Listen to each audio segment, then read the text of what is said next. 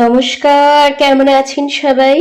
আবারও জীবনের ওঠা পড়ার নতুন দিনের নতুন একটা ব্লগ ভিডিও নিয়ে চলে এলাম আপনাদের সামনে। এখন কিন্তু প্রত্যেক দিনই সকালবেলায় মোটামুটি টুকটাক করে বৃষ্টি কিন্তু হতেই থাকছে।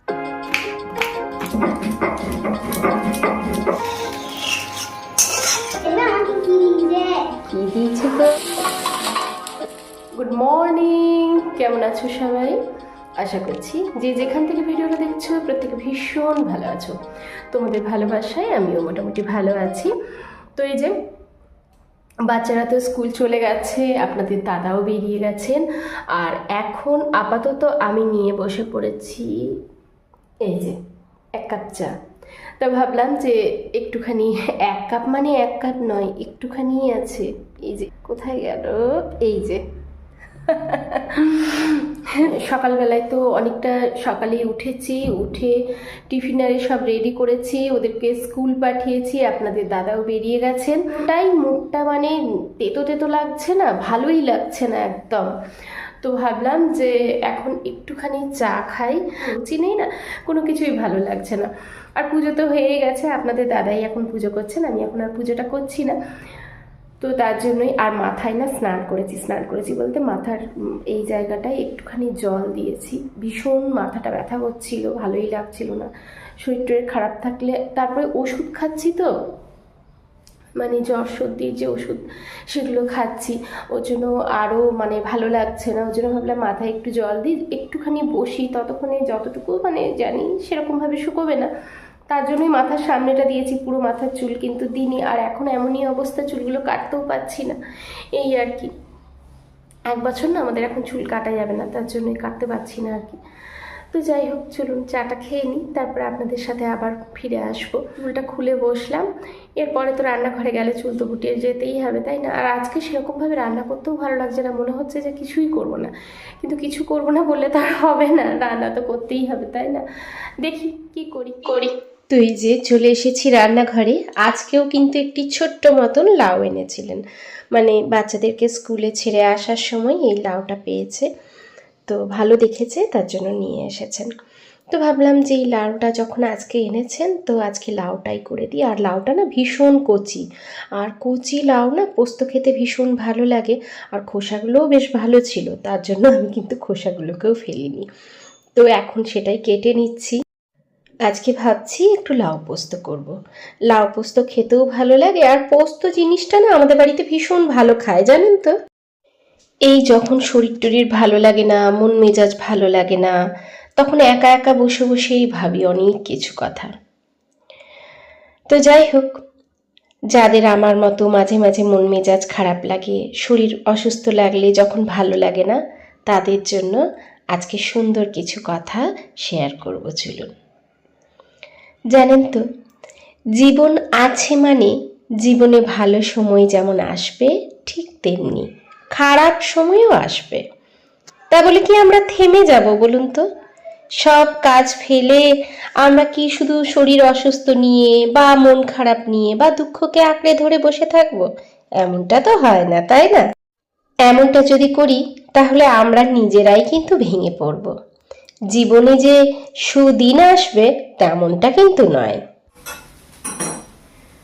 একবার ভাবলাম যে লাউটা দিয়ে ডাল করি, খুব কচি লাউ আছে, তারপরে দেখলাম না, লাউটা বেশ কচি আছে, লাউটা দিয়ে পোস্ত করি। এইরকমই হয় আমার, মানে কালকে ভেবেছিলাম একরকম, আজকে ভাবলাম এরকম। আর এদিকে এদিকে এমনি সিম্পল ডাল করে নিয়েছি, আর ওদিকে না ওই যে লাউয়ের খোসাগুলো ওগুলো ফেলে দেবো, ওই জন্য ভাবলাম ওগুলো দিয়ে আলু দিয়ে একটু পোস্ত দিয়ে ভেজে দিই। তো সেটাই করছি, এবার লাউটা করবো। দেখবেন ছোট্ট ছোট্ট, খুব ছোট্ট যে পাখিগুলো আছে, কি সুন্দর করে বাসা বানায়।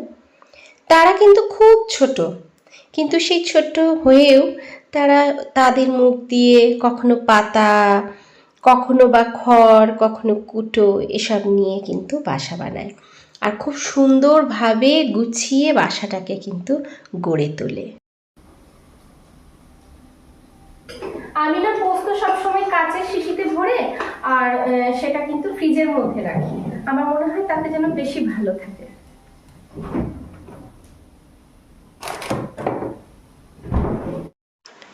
কিন্তু কখনো কখনো তাদের সাথেও এমনটা হয়, কিন্তু হঠাৎ হয়তো দমকা ঝড় এলো আর ঝড়ে সেই বাসা ভেঙে গুড়িয়ে দিল।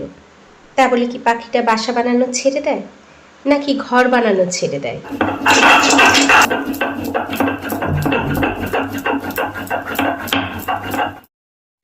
আবার ঝড় থেমে যায়, আবার প্রকৃতি স্বাভাবিক হয়, আবার পাখিরা কিন্তু টুকটুক করে খড় কুটো পাতা নিয়ে বাসা বানায়। তারা কিন্তু জানে এটা তাদেরকে করে যেতে হবে, কারণ এটা তাদের কাজ, তাদের কর্তব্য, তাদের দায়িত্ব, তারা কিন্তু ঠিক করে যাবে। ঠিক সেরকম আমাদের জীবনও, তাই না? আমাদের জীবনের অন্ধকারও কিন্তু চিরস্থায়ী নয়, সেটাও একদিন কেটে যাবে, ঠিক আলো ফুটে উঠবে। এটা ভেবেই আমাদের কিন্তু এগিয়ে যেতে হবে। যাই হোক, ওদিকে কিন্তু লাউটা বসিয়ে দিয়েছি, আর লাউয়ে তো একটু জল বেরোয়, তার জন্য আলু দিয়ে তারপরে ভালো করে ভেজে লাউটাকে একটু নাড়াচাড়া করে তারপরে কিন্তু ঢাকা দিয়ে বসিয়ে দিয়েছি। জল মোটেই দেব না, গ্যাসের ফ্লেমটা একেবারে লোতে করে দিয়েছি। এই ফাঁকে চলে এলাম চাদরটাকে পেতে নিতে। ওই যে চাদরটা মানে আর কি সকালবেলা পেতে নিই আর রাত্রিবেলায় তুলে দিই, নিচের যে চাদরটা আছে ওতেই শুই। আর দুদিন পরে চাদরটা চেঞ্জ করব, যেহেতু নতুন চাদর, ওর জন্য আর কি কয়েকদিন পেতে দিচ্ছি। তো যাই হোক, পাতাও হয়ে যাবে আর সাথে কিন্তু আমার দেখাও হয়ে যাবে যে সব কিছু ঠিকঠাক আছে নাকি, চাদরটা ঠিকঠাক আছে নাকি। তার জন্য এই যে সকালবেলায় এই চাদরটাকে পেতে দিচ্ছি। আর যেহেতু বিছানাটা ঝেড়ে আবার চাদরটা পাচ্ছি, তার জন্য একটু ঘরটাও ঝাড় দিয়ে নেব। এমনিতে বাসি ঘর তো ঝাড়টার দেওয়া সেসব তো হয়েই গেছে, কারণ যেহেতু আপনাদের দাদা কিন্তু পুজো টুজো করে তারপরেই কলেজে গেছেন। আর টিফিনে আজকে বিশেষ কিছু করিনি, ওই যে আপনাদেরকে বলেছিলাম কালকে কাটলেটটা একটু রেডি করে রেখেছিলাম, ওই কাটলেটটা দিয়েছি ছেলেদেরকে, আর সাথে ব্রেড দিয়ে দিয়েছি। এইভাবেই আজকে হালকাভাবে টিফিনটা কিন্তু সেরে দিয়েছি। আমিও কিন্তু ব্রেডই খেয়ে নিয়েছি, আর আপনাদের দাদা কালকের একটুখানি ভাত ছিল, একটু সবজি ছিল, সেটা খেয়ে গেছে। উনি বললেন যে ব্রেড খেয়ে যেতে আমার ভালো লাগে না, সকালবেলায় আপনাদের দাদা কিন্তু ব্রেডটা খেতে ভালোবাসেন না, ওই জন্য উনি বললেন যে আমাকে একটু ভাত দাও, কালকের সবজি আছে ওইটুকু দিয়ে দাও, আমি ওটা খেয়ে যাই, তারপরে তখন দেখা যাবে। কখনো কখনো নিজেদের ভীষণ খারাপ লাগে যখন দেখবেন কেউ সমালোচনা করে বা কেউ আলোচনা করে, তাই না? কিন্তু কি বলুন তো, ভগবান বলেন মানুষ সমালোচনা করবেই, তুমি কিছু করলেও করবে, তুমি কিছু না করলেও করবে। তুমি যদি মানে কোনো ভালো কাজ করো তাহলেও মানুষ বলবে, আবার তুমি যদি অন্য কিছু করো তাহলেও মানুষ বলবে, কারণ যাদের বলাটা অভ্যেস তারা কিন্তু মোটেও বদলাবে না, শত চেষ্টা করেও তাদেরকে তুমি বদলাতে পারবে না। তাই কারোর কথায় কান দিয়ে আমাদের কোনো লাভ নেই, নিজের মতো নিজের কাজ করে যাও। যে সোনাটাকে স্নান করিয়ে দিয়েছি, আর এখানে কি দিয়েছি তো, স্নান টান হয়ে গেছে, না জলটা খেয়ে নাও বাবা। আরে বাবা রে, টফি দিয়েছে, দাঁড়াও দাঁড়াও, আগে শুধু মুখে জল খায় না, এটা নাও, এটা তুমি টফিগুলো রাখো সোনা, টফিগুলো রাখো। হ্যাঁ, এবার এটা ধরে খাও। দেখি জলটা গ্লাসটা নামাই। হ্যাঁ, বাহ বাহ বাহ বাহ বাহ বাহ বাহ। আচ্ছা, ওর জন্যই এসে সব বের করানো হচ্ছে। ঠিক আছে, আমি এসে দেখছি। হ্যাঁ সোনা, আমি দেখছি। হ্যাঁ ঠিক আছে, জলটা খেয়ে নাও, আমি এসে দেখছি। ওই যে কি পড়া দিয়েছে, কি দিয়েছে, এখনো সব দেখাবে। ঠিক আছে, দেখ। এই বর্ষাকালে সব থেকে বড় কথা হচ্ছে এই জামা কাপড়গুলো, মানে বৃষ্টির সময় না, আর মাঝে মাঝে জামা কাপড়গুলো যদি আয়রন না করা হয় তাহলে মুশকিল। তো আজকে ভাবলাম কিছুটা জামা কাপড় আয়রন করে দিই, কারণ যতই শুকুক তাও একটা স্যাঁতস্যাঁতে ভাবের মতো লাগে, তাই কিছুটা জামা কাপড় আমি আয়রন করে দেব।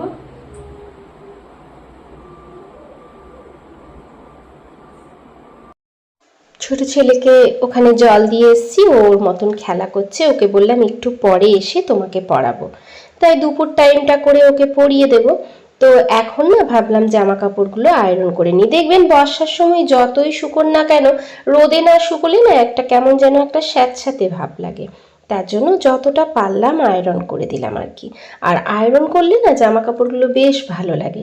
অন্যান্য সময় না করলেও বিশেষ করে বর্ষার সময় কিন্তু আমি মোটামুটি আয়রন করি। তাতে ঘরে পরার জামাও যদি অনেকবার কাচা হয় সেটাকেও আমি আয়রন করি, কারণ সেটা ভালো লাগে আর কি। ওই যে বললাম যে রোদে না শুকোলে একটা স্যাঁতস্যাঁতে ভাব লাগে, তার জন্য। আমাদের সব সময় উচিত নিজের লক্ষ্যে এগিয়ে চলা। ছোট ছোট ভুলকে কখনো অবহেলা করা উচিত নয়।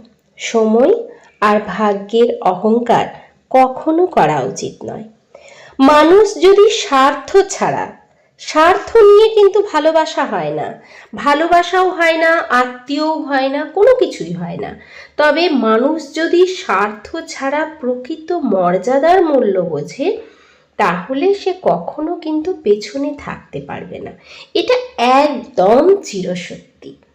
আমরা যদি নিজেদের স্বার্থ ছাড়া কাউকে ভালোবাসি বা কাউকে মর্যাদা দিই, সেটাই কিন্তু প্রকৃত মর্যাদা হবে। আর দেখবেন তাহলেই কিন্তু জয়ী হওয়া যায়। আসল সফলতা কিন্তু তাহলেই পাওয়া যায়, আর মনেও অনেকটা শান্তি লাগে, জানেন তো।